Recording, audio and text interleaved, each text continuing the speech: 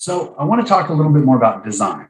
Now I know like with the CMS model, that's a you take it or lose it, right? It's not like you had the public can have input, but Yeah, basically they design it and they give it to you and you can take yeah, it.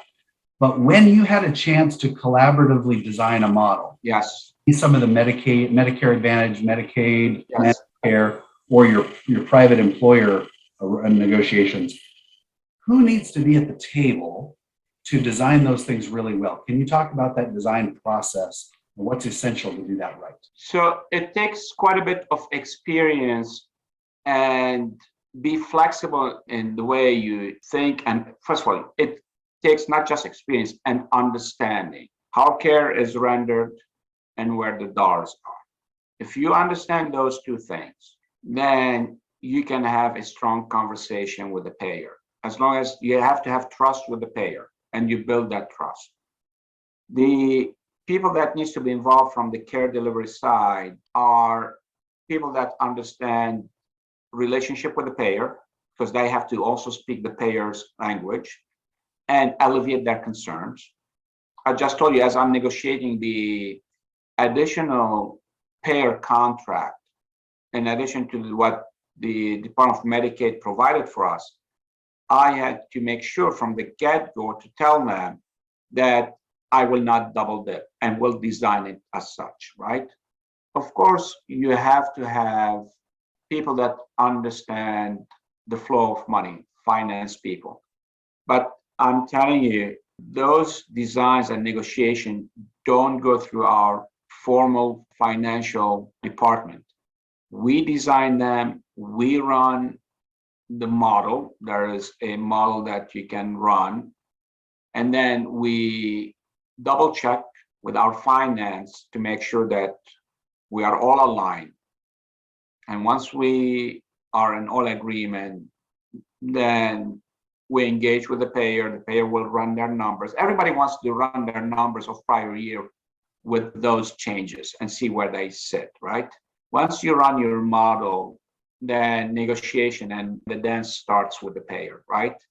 And it takes, so who else needs to do that? Is a team that understand the language of the payer and understand how to negotiate those contracts with the payer. And it's not all about, you got to figure out how you make it a win-win, because if your other party is not going to find value of what you're doing, you're not going to get any special treatment. They're going to give you the same like anybody else. And there's a lot, and we do engage with a lot of the payer with their standard value-based contract when we start with them, and or if they don't have a large attributed patient with us.